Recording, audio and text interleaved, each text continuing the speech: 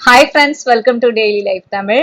நம்ம Sunday market update தான் பார்க்க போறோம். தொடர்ந்து நிறைய சண்டேஸ் உங்களுக்காக அந்த வாரத்துக்கான மார்க்கெட் அப்டேட்டை தொகுத்து கொடுத்துட்டு இருக்கோம். அருள்ராஜன் சார் யூஎஸ்ல இருந்தாலும் நமக்காக தொடர்ந்து கொடுத்துட்டு இருக்காங்க.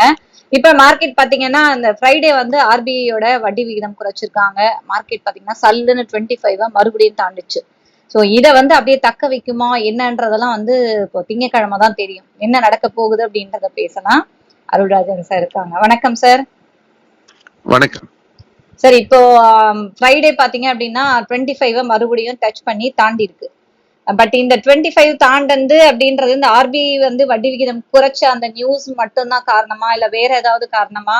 இது தக்க வைக்குமா, எப்படி இருக்கும் சார்?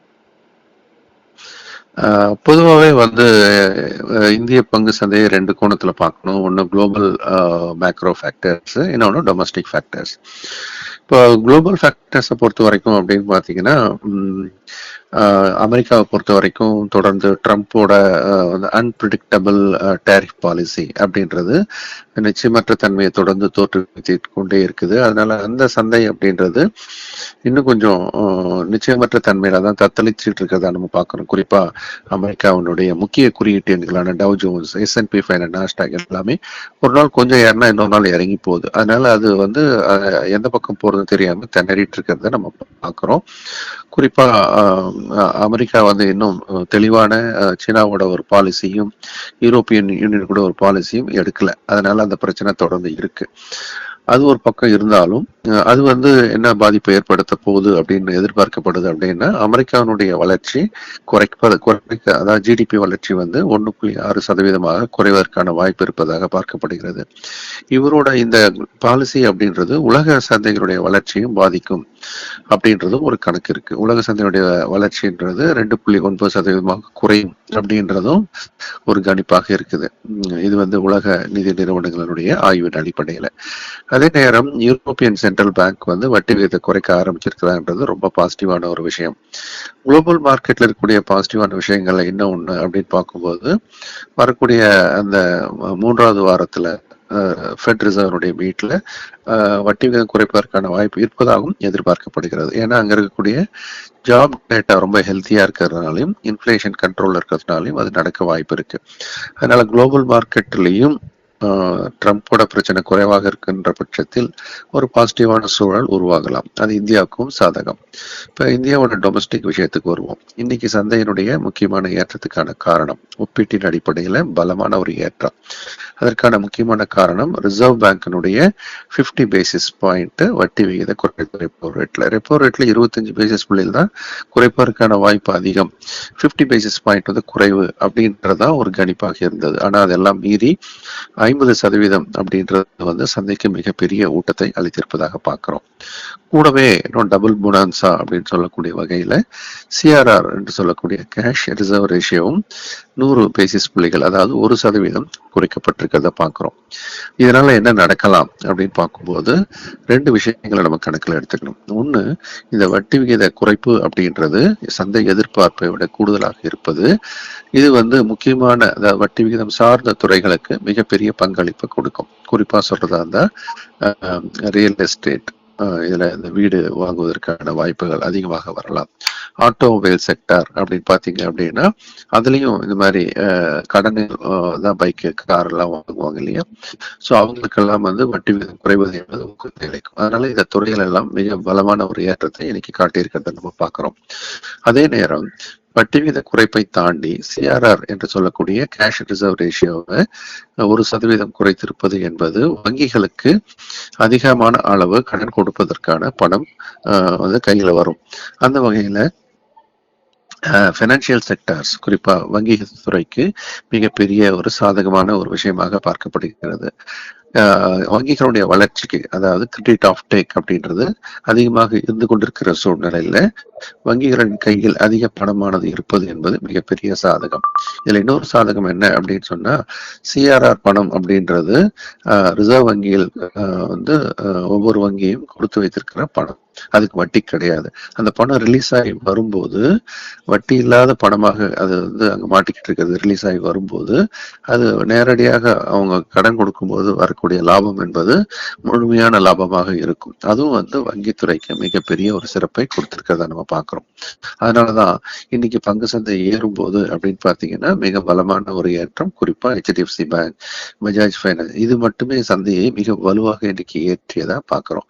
இப்போ உள்நாட்டு நிகழ்வுகள் அப்படின்றது உலக சந்தையை தாண்டி அதிகமான அளவு வெயிட்டேஜ் என்ற வகையில கொடுக்கப்பட்டு நம் சந்தை தற்போது ஏறி 25,000 புள்ளிகளை தாண்டி இருக்கிறத நம்ம பார்க்கிறோம். அங்க போய் நின்றுட்டு இருக்கு. முந்தைய சமயமும் 25,000 தொட்டுட்டு மீண்டும் இறங்கியது. அதுக்கான காரணம் ட்ரம்ப் தான். அதே மாதிரி இப்பவும் 25,000 போய் தொட்டு இருக்கு. இது அங்க நின்று தாக்கு பிடிக்குமா அப்படின்றது இப்போதையும் ஒரு கேள்விக்குறியா தான் பார்க்க வேண்டியிருக்கு. ஏன்னா உலக சந்தையும் நம்ம கணக்கில் எடுத்துக்கொள்ள வேண்டும். டெக்னிக்கலா பாக்குறதா இருந்தா நிப்டியானது 25,000 தொட்ட பிறகு 25,250 இருந்து 25,400 வரைக்கும் முக்கிய தடைநிலை இருக்கிறது. அங்க வந்தா எஃப்ஐஸோட செல்லிங் வரலாம் அப்படின்றதும் நம்ம முக்கியமா கவனத்துல எடுத்துக்கணும்.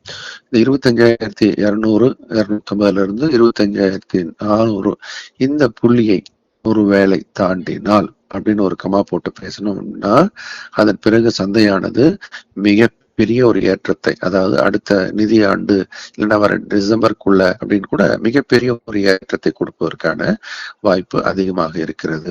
அந்த வகையில பார்க்கும்போது இந்தியாவினுடைய பாசிட்டிவிட்டி, அதாவது ஜிடிபியினுடைய வளர்ச்சி என்பது இப்போ 4வது காலாண்டுல 7.4% இருந்தது.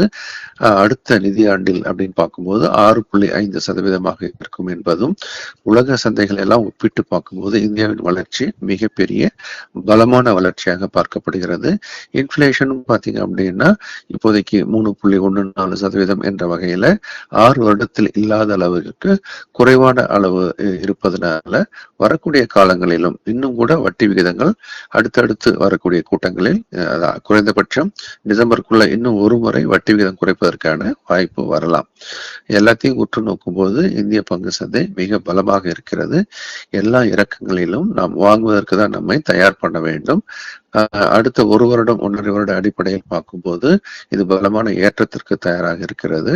இன்னும் ஒரு 2 வருடம் 1.5-2 வருடம் அப்படின்னு நீங்க வச்சு பார்த்தீங்கன்னா இது 31,000 புள்ளிகளை கூட தொடுவதற்கான வாய்ப்பு உண்டு. Okay sir. ஸோ இது இப்ப எல்லாத்துக்கும் இப்ப இந்த வட்டி விகிதம் இறங்குனது ஒரு பாசிட்டிவான நியூஸ்ன்னு சொல்லிட்டீங்க. இப்ப இன்னைக்கு பாத்தீங்கன்னா அந்த ஃப்ரைடே மார்க்கெட் நல்லா ஏறி இருக்குல்ல சார். இதுல செக்டார்ஸ் எல்லாமே ஏறி இருக்கா? இல்ல அதெல்லாம் ஏதாவது ஏறாம அப்படியே தான் இருக்கா? அப்படி அத பத்தியும் சொல்லுங்க சார். ஏறக்குறைய மெஜாரிட்டி எல்லா செக்டாருமே ஏறினதா தான் நம்ம எடுத்துக்கணும். அதுல பிரகாசமான ஒரு ஏற்றம் அப்படின்னு நம்ம சொல்லும்போது ரியல் எஸ்டேட் 4% மேலான ஒரு ஏற்றம், அதே மாதிரி ஆட்டோமொபைல் கணிசமான ஒரு ஏற்றம். இந்த 2 துறைகளை தாண்டி வங்கித்துறை மிக பலமான ஒரு ஏற்றம். இது எல்லாமே இப்போதைக்கு அடுத்து மான்சூன் பத்தியும் செய்திகள் வந்துகிட்டு இருக்கு. மான்சூன் சொல்லும் போது சராசரிக்கும் அதிகமான அளவு மழை பெய்யும் அப்படின்ற ஒரு செய்தி வர்றதுனால எஃப்எம்சிஜி செக்டாரும் மிக வலிமையான ஒரு ஏற்றத்தில் தற்போது இருக்கிறத பாக்குறோம். ஏறக்குறைய எல்லா செக்டாரும் ஏற்றத்துல தான் இருக்குது. ஆனா முன்னணியில் இருக்கக்கூடியது அப்படின்னு பார்க்கும்போது நமக்கு banking, real estate, auto and FMCG அப்படின்னு சொல்லலாம். Okay sir. ஸோ இந்த செக்டார்லாம் முன்னணியில இருக்கு. இப்ப நம்ம இந்த 25,000 வந்துச்சுல்ல சார். இப்ப நம்ம கொஞ்சம் வித்து கொஞ்சம் எடுத்து வச்சுட்டு அதுக்கப்புறம் வாங்கலாமா? இல்ல என்ன பண்ணணும் சார்? நீண்டகால முதலீட்டாளர்கள் நம்ம குறைஞ்சப்பையும் அதை தான் சொன்னோம், ஏறிட்டு இருப்பையும் அதை தான் சொல்றோம். நீண்டகால முதலீட்டாளர்கள் ஒன்றும் பண்ண வேணாம், அவங்க ஹோல்ட் பண்ணிட்டே இருக்கிறதா அவங்க பண்ண வேண்டிய ஒரு வேலை. பொதுவாக பங்கு சந்தையில நீண்டகால முதலீட்டாளர்கள் எப்படி லாபம் பார்க்கணும் அப்படின்னு சொன்னா வாங்கிட்டு சும்மா இருக்கணும். எந்த அளவுக்கு சும்மா இருக்கிறாங்களோ அந்த அளவுக்கு லாபம் கிடைக்கும். அதே நேரம் குறுகிய முதலீட்டாளர்கள் அப்படின்னு சொல்லும் போது அவர்களது ஏற்றங்களை எல்லாம் பயன்படுத்தி கொஞ்சம் என்ன பண்ணணும், லாபத்தை எடுக்கிறது நல்லது. ஏன்னா எப்பவுமே மார்க்கெட்டு ஒரு ஏற்ற இறக்கங்களை உள்ளடக்கிய ஒரு நேரத்துல இந்த ஸ்விங் ஹை இதை பயன்படுத்தி கொஞ்சம் லாபத்தை எடுக்கலாம். என்ன ஒண்ணு 25,250 400 இந்த ஏரியால ஸ்ட்ரகிள் ஆகும்போது கொஞ்சம் லாபத்தை எடுத்துட்டு திரும்ப ஒருவேளை ஒரு டிப்பு கிடைச்சதுன்னா மீண்டும் பைபேக் பண்ணலாம். ஆனா அது ஒட்டுமொத்த போர்ட்போலியோல ஒரு சிறு பகுதியை தான் இந்த மாதிரி பண்ணணும். பெரும் பகுதியை நம்ம என்ன செய்யணும், போர்ட்போலியோவை ஹோல்ட் பண்றதையும் பழக்கமா வச்சுக்கணும். Okay sir. இப்ப இந்த இந்த டைம் பாத்தீங்கன்னா கோல்டு சில்வரோட நிலைமைலாம் எப்படி இருக்கு சார்? அதுவும் அமோகமா தான் போயிட்டு இருக்கு. குறிப்பா நான் சில்வர்ல நிறைய ஃபோக்கஸ் பண்ணுங்கன்னு தொடர்ந்து சொல்லிக்கிட்டே வரேன். கோல்டை விட சில்வர் வேகமாக ஏறுவதற்கான வாய்ப்பு மிக அதிகம். அதனால கோல்டு சில்வர்ல ஒவ்வொரு இறக்கங்கள் வரும்போதும் கொஞ்சம் தொடர்ந்து முதலீடு செய்வது நல்லது. Okay sir. இப்போ ஆர்பிஐயோட இந்த வட்டி குறைச்சிருக்கிறதுல, இப்போ பேங்கிங் செக்டார்ஸ்லாம் இப்போ நல்ல பெர்ஃபார்மன்ஸ் பண்ணுமா? இல்ல அது வந்து இவங்க குறைச்சுட்டாங்கன்னா, அவங்களுக்கு லாபம் குறையுன்ற இதுல அது வந்து கம்மி இறங்கியிருக்கா? எப்படி இருக்கும் சார்? எப்பவுமே வட்டி விகித குறைப்பு அப்படின்றது ஒட்டுமொத்த பங்கு சந்தைக்கு சாதகமாக இருப்பது. அதே நேரம் வங்கித்துறையும் வியாபார ரீதியாக அவர்களுக்கு அதிகமான பலன் கொடுக்கும். ஏன் அப்படின்னு சொன்னா, பொதுவா வட்டி குறைய குறைய நிறைய பேர் வந்து அந்த கடனை வந்து உபயோகம் பண்ணுவாங்க.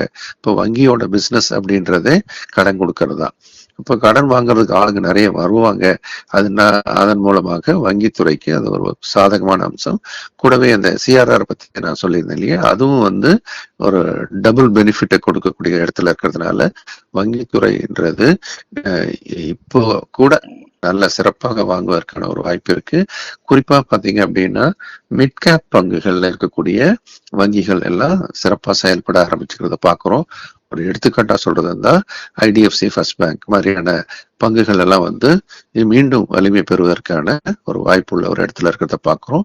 அதே மாதிரி சின்ன பேங்க்ஸ் எல்லாமே AU small bank, Ujjivan small finance bank, இது எல்லாமே கூட என்ன ஆகும், வரக்கூடிய காலங்கள்ல சிறப்பாக செயல்படுவதற்கான வாய்ப்பு இருக்கிறது. இது எதுவும் ரெக்கமெண்டேஷன்ஸ் கிடையாது.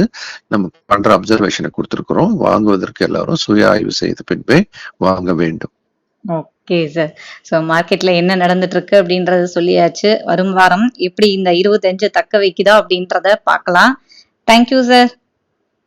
நன்றி, வணக்கம். Okay friends. உங்களுக்கு சாரோட கிளாஸஸ் எல்லாமே வந்து வரப்போகுது. அதுக்குள்ள நீங்க புக் பண்ணோம் அப்படின்னா, என்குயரீஸ் வந்து ஸ்டார்ட் பண்ணி நீங்க புக் பண்ணிடுங்க. ஏன்னா அதுக்கப்புறம் வந்த உடனே கடகடன்ட்டு எல்லா கிளாஸும் ஜூன் 15க்கு அப்புறம் ஸ்டார்ட் ஆக போகுது. அதுக்கு நீங்க இப்பவே என்னென்ன வேணும் அப்படின்றத புக் பண்ணி வச்சாதான் உங்களுக்கு கரெக்டான டீட்டெயில்ஸ் எல்லாமே கிடைக்கும். நீங்க என்ன உங்களோட நாலேஜ் எவ்வளோ இருக்கோ அதுக்கேத்த மாதிரி நீங்க வந்து உங்களோட கோர்ஸை வந்து செலக்ட் பண்ணிட்டு நீங்க ஜாயின் பண்ணலாம். ஸ்கிரீன்ல இருக்க நம்பருக்கு கான்டாக்ட் பண்ணுங்க புக் பண்றதுக்கு. மறுபடியும் அடுத்த வீடியோல பார்க்கலாம்.